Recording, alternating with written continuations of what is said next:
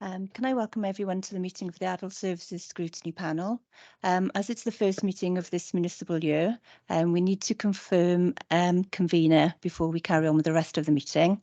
Councillor Sue Jones has confirmed that she's happy to continue. So can I ask everyone if they're happy to indicate for her to proceed? Okay, thank you very much. Can I also ask if everyone can confirm that they're happy for Tony Bedu to continue as co-optee for the new municipal year? Right, thank you very much. I'll hand over to Councillor Jones to continue the meeting. Thank you. Thank you, Liz. Can I just say before we start the meeting, remind you all that it's not being live streamed, but it's being recorded and will be published online following this meeting.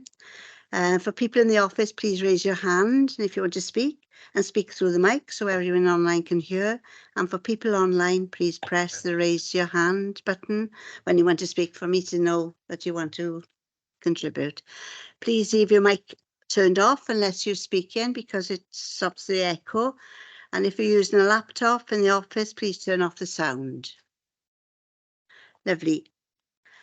Do you want us to introduce? It's Helen back now. If we can just, for the benefit of people online, for the officer to say who's here at the minute for office. Alan, staff. Yes, Alan Jeffrey, councillor for the Uplands Ward. Thank you, Alan.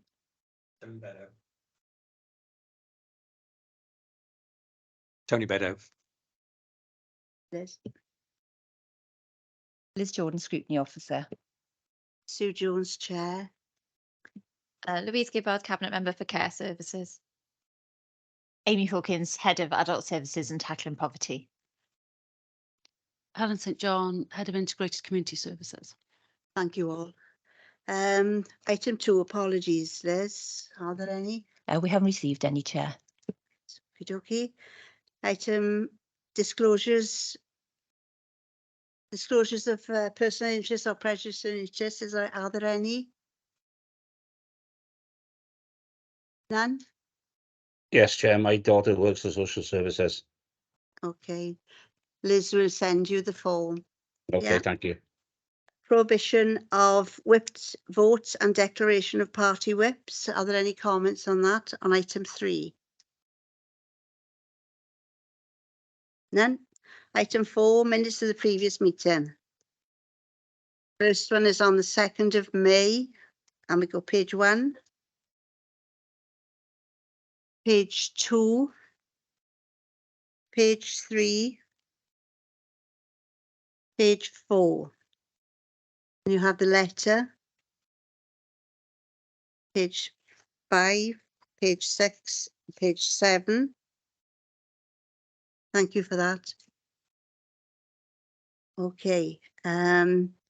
Silence, where can I sign them as a true record? Proposer, thank you. Tony, thank you. Okay. Let's have a little look. Public question time. Liz, are there any? No questions, Chair. Right, item 6, performance monitoring. Amy and Helen, are you leading on this item or do you want?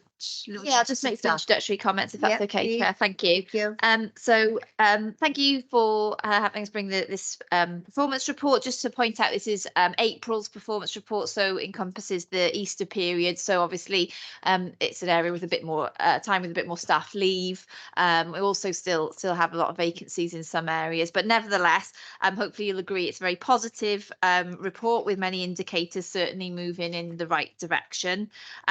Looking at Amy's side of the service, particularly positive figures there around social work and mental health assessments, carers assessments, decreasing waiting lists for domiciliary care, use of planned respite and safeguarding consultations. Very good to see more people coming back to our day services, and also the take up of direct payments is going well. In Helen's side of the area, very encouraging to see inquiries going through our common access point, and that's working a lot better, ensuring that that front door is much more effective for those who need to use it.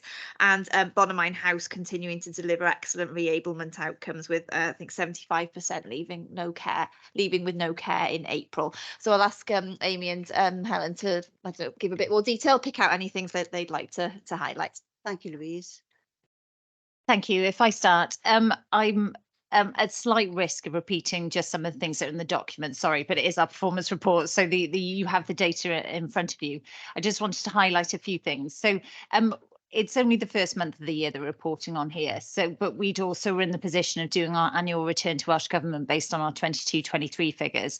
And I think it was quite interesting to see some of the contrast in 22-23 of how much increase in demand we had in the service, not unexpected, obviously coming out of a pandemic and all the pressures across the whole system. But we've seen that flow into April as well. I think that's fair to say. So I just wanted to pick out that during last financial year, we had an overall increase of 30% more assessments, care and support plans and reviews for adults across both Helen's and my area social work teams. So that's across mental health, learning disabilities and community-based teams as well, and those coming in our front door. And we saw this carrying through to April. As Councillor Gibbard said, we've identified an awful lot more carers, and this trend continued through to April as well. We're still having quite a low number of carers actually taking us up on a carer's offer, a carer's assessment. We've talked about this before. We've brought in some focused work on this, so it's not off our agenda in 23-24. We saw overall 1,620 carers offered assessments last year, and that was an increase, not I can't do it, more, a third increase on the year before, so it's quite significant, and we hope to see that trend continue this year, but we want to see more people take out those offers. The dom care market has stabilised. That said, you know, we're still supporting the sector and developing ways to work with the sector innovatively, looking at our commissioned approaches, because we're not back to pre-pandemic levels of people being supported, but the demand also isn't there to quite the same levels at the moment. But that's still being it's still developing, you know, as work in progress, but our waiting lists are very low now, thankfully, considering they've been extremely high, you know, in the sort of 300s over the period. Sorry, I'm probably getting into stuff Helen's going to say, but in terms of the commission bit of the world, there's providers that we're working with, which are in my team, we're doing a lot of work to support them around the different runs, the hours they're offering their staff, etc., and the pay they're providing. We've focused a lot around our internal services to ensure that we've got more respite beds available, and that continues to increase both with planned respite, but also step-up beds where there's potentially a crisis in the community or some issue where people need urgent beds, and where we're providing those beds which are stopping people needing to go into hospital potentially. So we're doing a lot more focus on that with our internal care home beds as well. And then the safeguarding consultations, we are seeing that we're having a lot more consultations coming in still, which does mean that we're seeing a reduction or an associated reduction in adult risk reports, particularly throughout the whole year. We've seen that, and the team are also looking at 91% of the cases, or the April stat was, were determined within 7 days. It doesn't mean that those 9% that aren't counted aren't being looked at. It just means they are not concluded within those 7 days, but it just shows we're doing a really instant response in terms of those safeguarding concerns that are coming into our dedicated team. And the DOLS application, we did, whilst we had a slight increase towards the end of last year, and we saw a reduction again in April, so we're pleased about that with those deprivation of liberty safeguard applications. So the team are managing to manage the flow of the work there. So I think they were some of the areas I wanted to highlight. Thank you. Thank you, Amy. Do you want to take questions on your bit and then go to Helen, or do you want Helen to give her bit and we'll question you both? Could we do it all and then question us both? Because there's probably bits that that's fine. both, Not Yeah. crossover, I think. Thanks. So as Councillor Gibbard mentioned, we do see every April at that sort of annual trend of slightly reduced activity, which is linked to the Easter holiday fortnight and workforce staff in presence during that period. And whilst the number of front door inquiries for April did follow the seasonal pattern for Easter every year. I think it was more in the April figures, it was stretched. The difference was stretched by that spike in contacts that we saw during March when we came to you. We had a spike of 725 in March, and then we had our more normal April figure of 521. Within that overall reduction, though, the proportion of complex presentations referenced in the March narrative continues to increase. So 32.8% of the inquiries that came through the Common Access Point did then require onward referral to the multidisciplinary team. And just, I suppose, just to bring that a little bit up to date, because this is April's information, the integrated therapy team, which receives a lot of those referrals for complex presentations, has recently undertaken a piece of work, and we're looking to adjust really the way that we work in order to increase our assessment capacity within the team. So we are very basically, we're taking some of the senior team leads to undertake some more of the triage of all of the inquiries, rather than the Band 7 operational staff, to release those staff to deal with getting through some of the assessment capacity demand. And what we've seen, I spoke to the therapy lead just before coming in here, and we've seen that our physiotherapy services are meeting 100% of our demand, with our OT teams meeting 90% of the demand, which is a real focus drive that's been made around dealing with some of those complex referrals.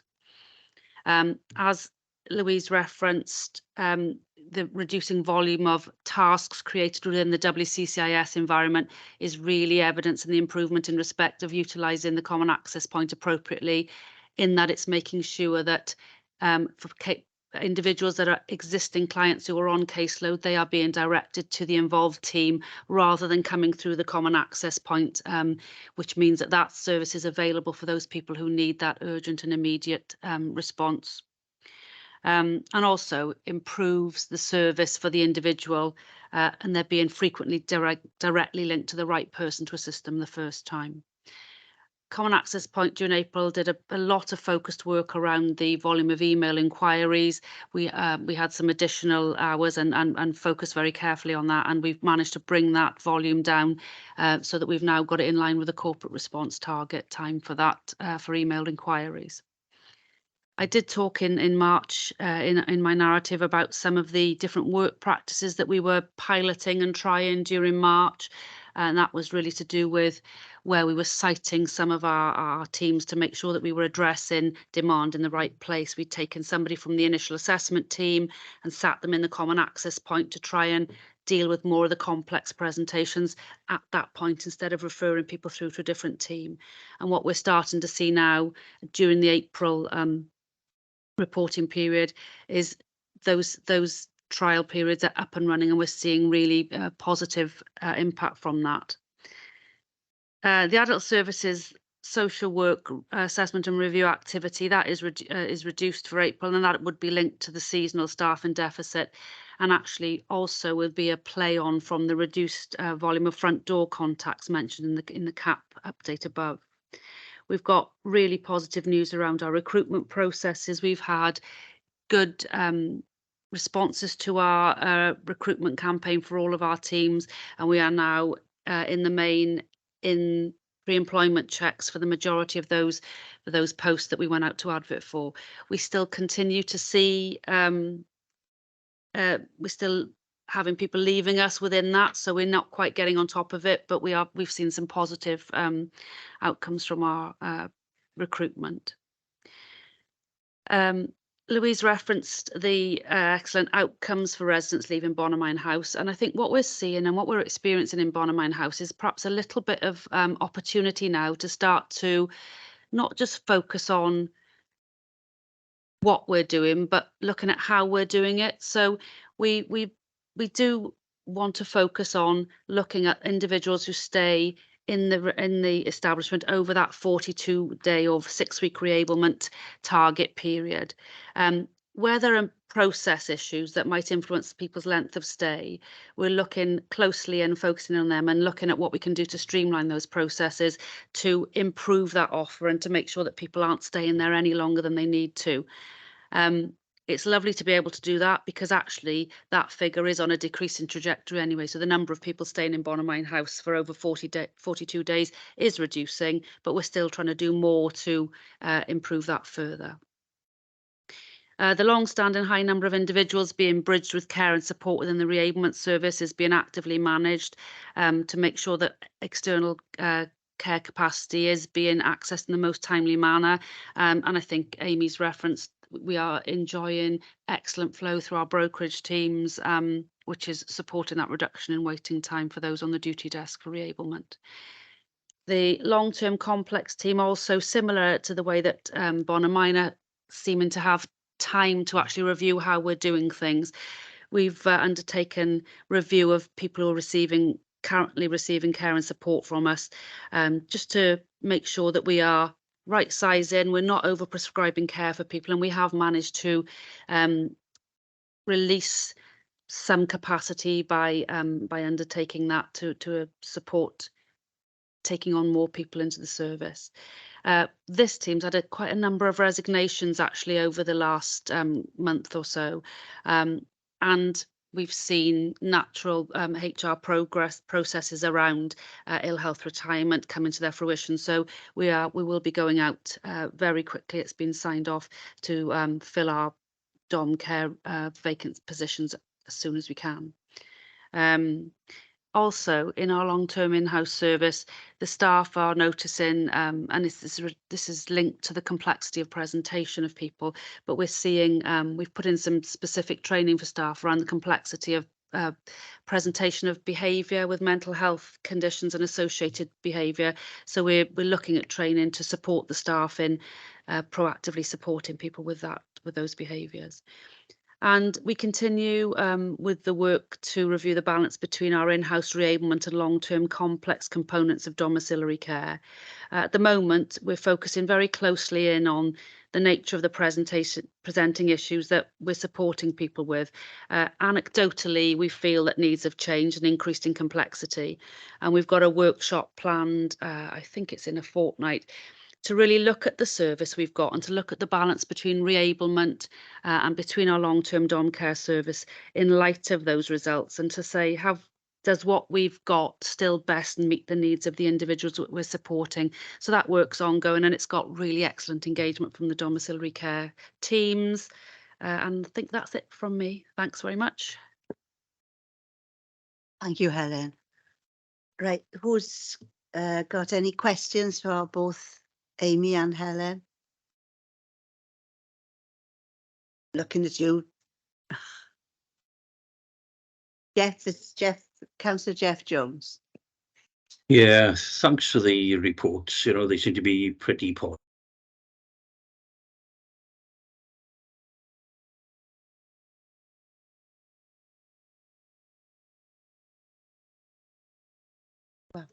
I haven't. Jeff, you're on mute. My apologies. I thought I'd done it to you. Sorry. Yeah, ranting on to myself. Yeah, on the positive side, we referred somebody to the common access point that was knocking the head against a brick wall, and it was a very positive outcome. So, you know, top bonus points really to the common access point team there. But on the point of employment, you actually mentioned that you're employing people, but also losing people. You know, why are people actually losing the service?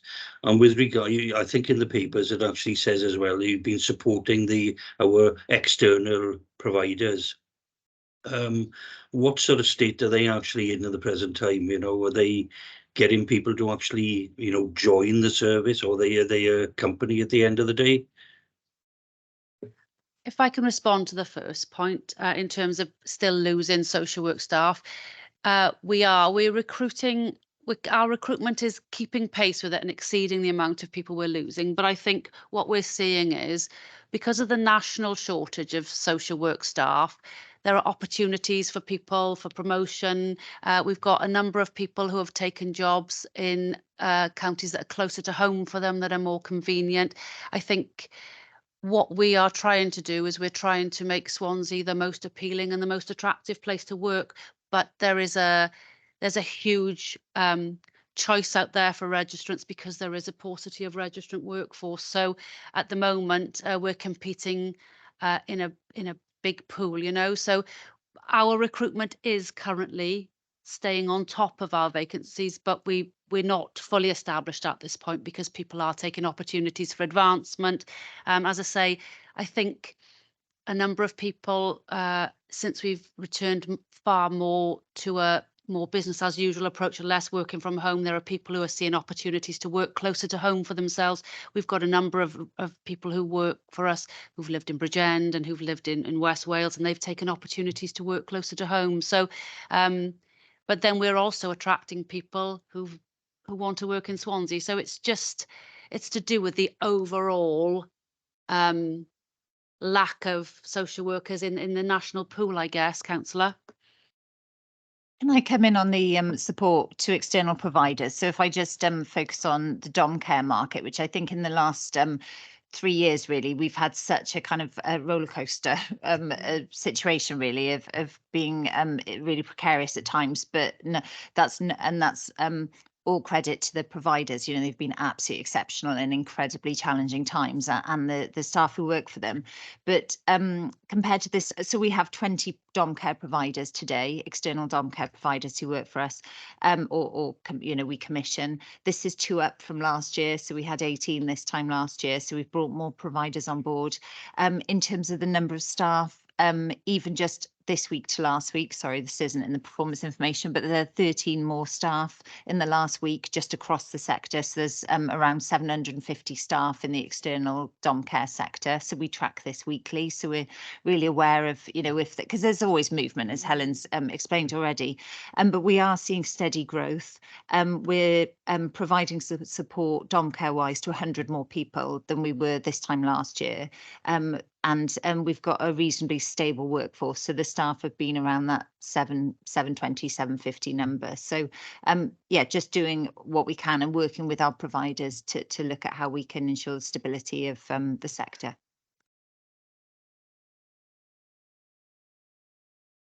Nobody else got their hand up on the computer.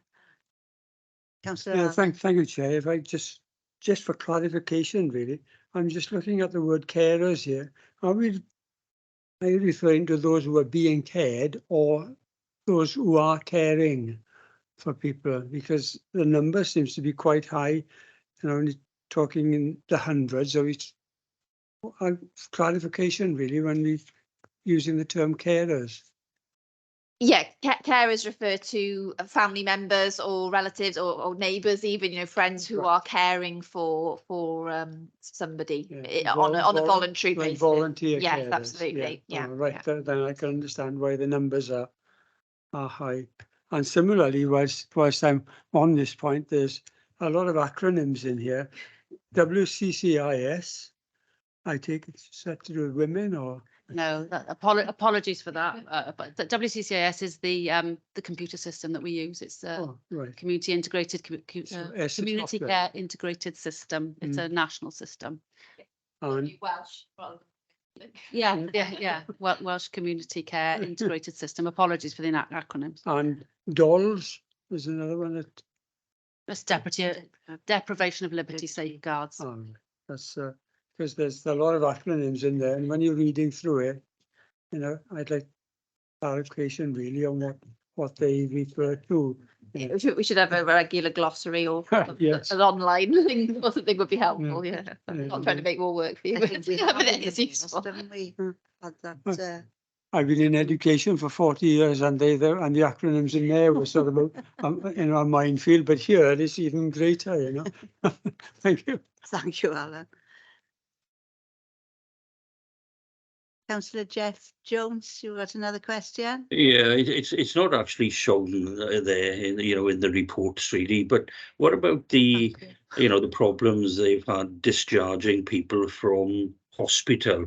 What sort of situation is there now at the present time with regards to people getting discharged and us actually taking over the reins?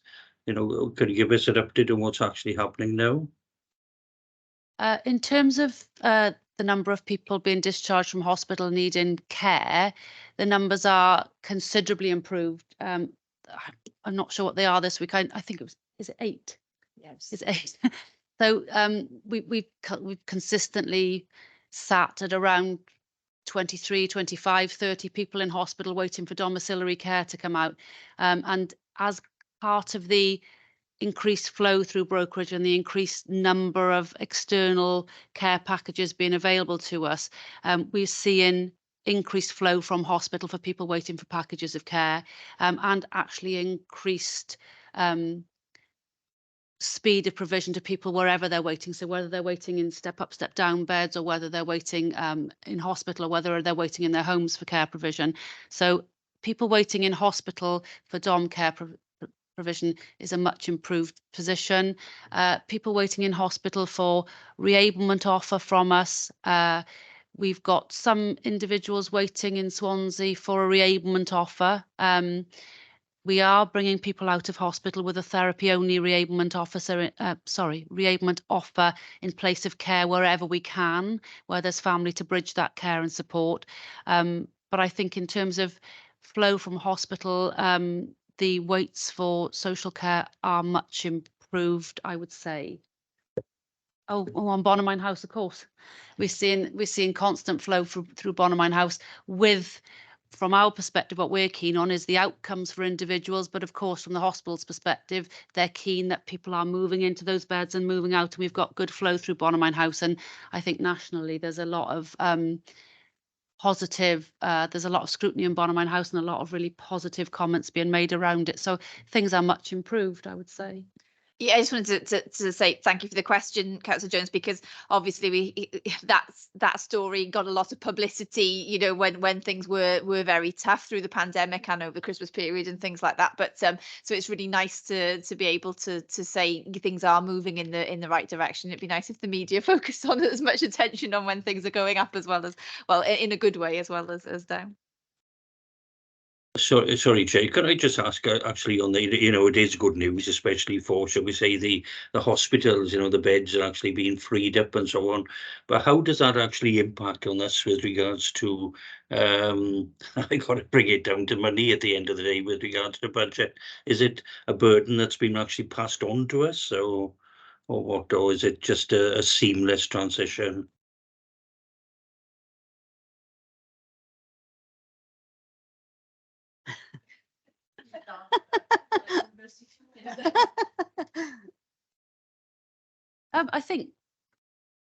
I think where individuals have been assessed and they've got a need for dom care support, that's a service that we would need to provide anyway, and that would come our way anyway.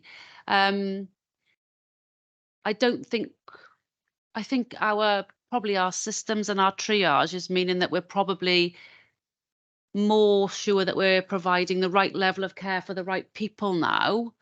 I'm not sure I'm answering your question, but we're not taking more people out of hospital and providing care to people who wouldn't have otherwise had it. So Can I just come in? I think it's just a indication. I suppose we slightly hesitated on that question because I think the demand is just greater as well at the moment. So that the costs are increasing, the demand is higher. So we can't shy away from that fact, I suppose. So but those people are there, whether they're in hospital, whether they're in the community needing support as well. So there's yeah, I suppose that's why we perhaps hesitated on that one. Sorry. Okay, thanks. Thank you. Thank you. Tony, have you got a question? Been very patient.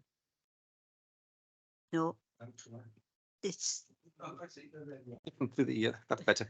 It's different system to the one that's in the main room. Yes, I've got several bits from different parts of the report, if that's okay.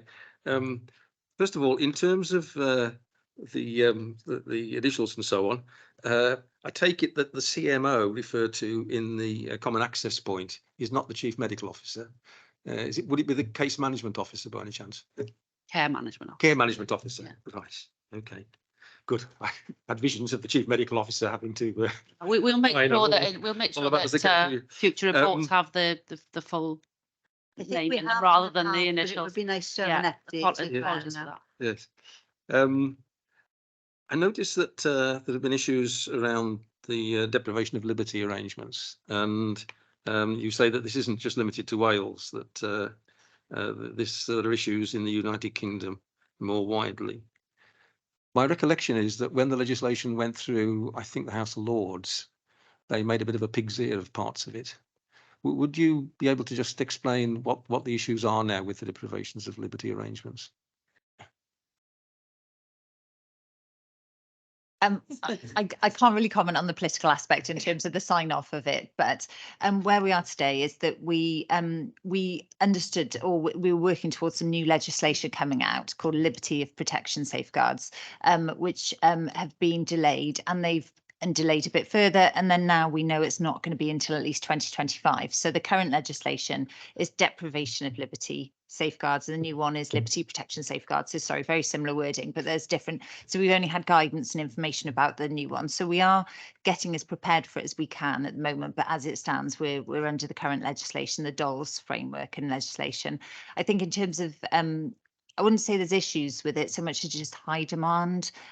We're working as well with Section 12 doctors, which are the doctors we have to work with in terms of the authorisation. There's high levels of authorisation. We have high levels of independent best interest assessors who support us with achieving the DOLS sign-offs or the deprivation of liberty orders, which we have with people. So certain individuals, if they have certain restrictions, or depending whether they're in certain accommodation, it depends on, and there's got to be Mental Capacity Act assessments per individual. So I think it's just, and some cases have to go to court, some don't, so some can be a certificate, like a paper sign off as well. So it's everybody's unique, aren't they? Every individual's unique, every circumstance is unique. So I suppose that's the complexity of it. It's just, we're dealing with people and we're dealing with individual circumstances. So yeah, and the new legislation we did anticipate would streamline some of these aspects and also allow for some of the sign-offs to be in place for slightly longer, but that's been delayed. So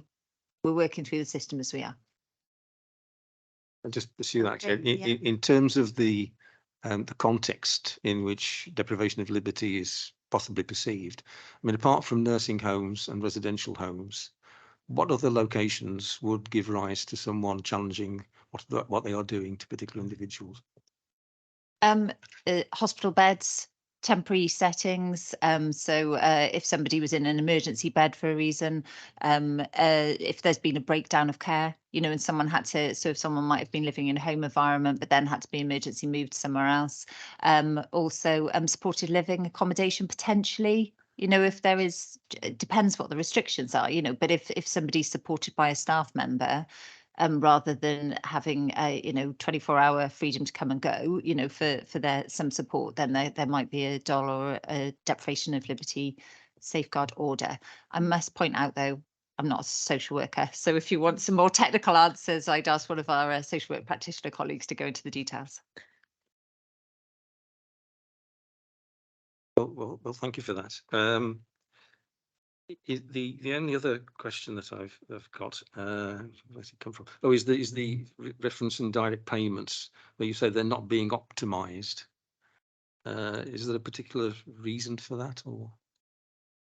I think that's particularly in reference to carers, I think, isn't it? And when we mean carers, we're referencing, as the earlier question, unpaid carers, so sort of family members.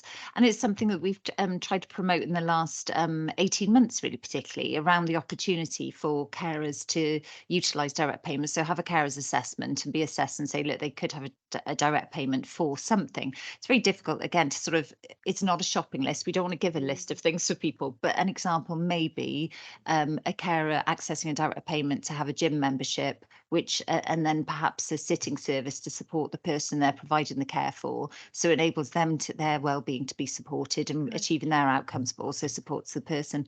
And I think it's just about raising awareness of this, and also ourselves as well, looking at our systems to make sure they're not over complex for people to access this. Can I add to that? I was just going to say, yeah, as Amy said at the beginning, we have a sort of lower numbers of some of our carers taking up the carers assessment. So it would be really good if colleagues, if you know, when they're dealing with queries from residents about care, and encouraging them to take up that assessment, because the support is there for them to help care for their loved ones for longer. That was going to be my question. How can we encourage the carers to do the assessments? You know, I know over the years we've always said they're not taking up that opportunity. I think part of the challenge is the point at which we meet them is often a point of crisis for the cared for. And yes, the carer's focus is on the immediate and the yes, cared for, and not so much what we might put in place to make their role more sustainable and going forward. And yeah, I can see we are working very closely with the teams around that, and I think when we build and develop our early intervention offer more, I think that's something that we will try to bring to the forefront, really, that we are in touch with Trying to carers get, earlier, rather than them when they come to us and they're in crisis and they just say, just help with this, I'll be fine. yeah. And Maybe it's there's a role difficult. in that for the local area coordinators to actually promote it a little bit more with when they get involved at a later stage, to just give it, you know, some advice to the carers. I don't know. I can come in and just add a bit more. We're working in partnership with our third sector organisations, those we commission, and then directly. So, for example, with Young Carers, that's YMCA at the moment, and also with 18 plus, 25 plus carers, it's the Carers Centre in Swansea as well. And working with them, there's a carers event next week, which is being developed with the West Glamorgan Carers Forum. Our teams are engaged with that, so we're working through this information. We also had the census data was published quite recently, which gives us the numbers of carers there are in Swansea, and I think we know there's more targeted work we can do, particularly those who are caring for sort of 19 plus hours a week. You know, we know that this is, I think it's around 11,000 carers. Hope I quoted that correctly, but so we want to try and make sure that proactive preventative approach is there, or really help approaches there as well through colleagues like area coordination. I do appreciate that. Okay, thank you, Tony. So, is this on? Yes, you looked a bit faint, like me at this time of day. I mean, just on the point about carers, in some respects, I probably would count as a carer for the elderly gentleman that I've had dealings with over many years, and that your social work colleagues know about. I mean, would it be appropriate for the social workers to make a sort of note when they go to meetings with their clients who are accompanied by, in effect, their carers, and pop them down somewhere in the stats as a possible or likely or existing one? That's one good. The other bit of text which intrigued me, and I'm sorry I missed it out in the last set of questions. I'm intrigued by the regional housing group. As I read the document, it suggests that it's an organisation that's providing a range of tailored accommodation to different client groups, people with perhaps learning disabilities and young people transitioning from difficult circumstances. How does the group work? To whom does it account, and who gives it its business? So this is it's actually changed its name recently, and I'm not going to remember exactly what it is, but this is a part of our West Glamorgan Transformation Board. Sorry, I can think of the right name of it. Sorry, the West Glam Transformation Board, which you have reports from annually. So our partnership working with the Health Board, Neathport Harbour Council, and ourselves, and the third sector and other providers. And there are a number of transformation programmes, and one of them is around transforming complex care. And this is a subgroup of the Transforming Complex Care Group, which is particularly looking at accommodation for people with complex care needs. So that's a mixture of might be supported living, might be extra care, accommodation with care on site, might be floating support. But these are the kind of, they look at the population needs, they look at individual cases that we know of, and then also look at local solutions particularly. So, and it's practitioners, so it's colleagues from the Health Board, colleagues from the council, experts in terms of providers, so registered social landlords as well are involved in the group as well to advise us, and it looks at everything from builds. And we've recently, through that group, we signed off a new accommodation just at the end of March, so a new 8-bedded unit in Gorsinan as well. So. Okay, You all happy with the, yeah, should we go on to the next, thank you for that. And we go on to item Care Inspectorate Wales inspection reports. Amy, and it's up to you at the minute, or do Louise, do you want to say something? Quick introduction. Just again, really pleased to bring this report forward showing the recent COW inspection of Rose Cross and Tywyn Arlai. Yeah. You can see that the feedback from residents, families, professionals, and staff themselves were very positive. It's really good to know that our systems for monitoring and review are robust, and that care and support is of a really good quality. Does highlight one area of improvement at Tywyn Arlai relating to frequency of appraisals and staff supervisions, but this is already being followed up by our management team. So a really positive report. I recently, I guess not that recently now, but I visited both Rose Cross and Tywyn Arlai, so I want to put on record my thanks to the teams that work there for the excellent work that they're doing. And I don't know if Amy wants to be more detailed than that. Really Do you know, I'm not sure that I can keep it quite brief. I think that the reports are there, just to reference, these are unscheduled inspections. So Care Inspectorate Wales can come out to any of our registered sites. So we've got the Dom Care Service that's registered, and then we've got 7 homes as well, respite homes, emergency placement homes as well. And these are the 2 they've done quite recently. So we always bring reports to you. They can come to us annually, and they particularly look around the areas of wellbeing, care and support, environment and leadership and management, and they can make recommendations. So as been said, there was only 1 recommendation this time round. And myself knowing somebody that went into Tywyn Arlai, and to see her going back to her house now and being able to support herself, tremendous. They did a tremendous job. Okay, have anybody got any questions on the 2 reports? Thank you for that. Oh gosh, we're on the work plan. Cool. Okay, item 9, the work plan.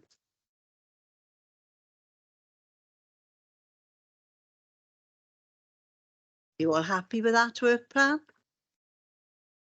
Smashing. Just wondered if we could put something to address the dolls situation and maybe have a little bit more information on that. Yes, if we can fit that in, Liz, maybe at a. I'm saying to have more information on the doll situation so that we can have an idea of what that's about. Yes, go on. Sorry, Chair, and just on that, I'd be intrigued if there was a link between the interaction of the dolls and the Court of Protection. I mean, do they relate to one another in certain circumstances? I would imagine they would, but I would be able to say exactly where in the system. Yeah, we can bring you some more detailed information next time, if that's okay, because I'll make sure my colleagues who are experts in this field say something rather than. But no, not in every case, but in some cases the Court of Protection are involved. It really depends on the circumstances. And as you say, everybody's an individual case, isn't it? I suppose, isn't it? And just would you have a feel for how many cases we're talking about in terms of both Court of Protection and deprivation of liberty? I mean, is it a handful? Is it in the tens? Probably not in the hundreds. Perhaps that's an unfair question to ask them. We will get that in the presentation. Yeah, we can do, but I mean, anecdotally, from the hospital perspective, the number of people in hospital who are involved in court of protection proceedings is increasing. Increasing from. Oh, I don't. 5 to 10 or No, I couldn't. I wouldn't want to hazard a guess around that. But when we meet weekly to talk about the patients who are delayed in hospital waiting to come home, and there's one of the themes we're looking at is that we're seeing increasing number of patients in hospital lacking capacity, and where there's a dispute around the arrangements for them. I'm not going to hazard a guess on it, but we could bring information. Could bring information next time. But it is like everything really in terms of complexity and numbers. It's increasing. Yeah. Okay, well, thank you all for attending, and just to point out that the report that's on for next meeting is probably more in Councillor Alison Pugh and Hayley Williams' portfolios than mine, so I forwarded the meeting invitation to them. Okay, lovely, thank you for that, Louise. Okay, thank you very much for attending. Great.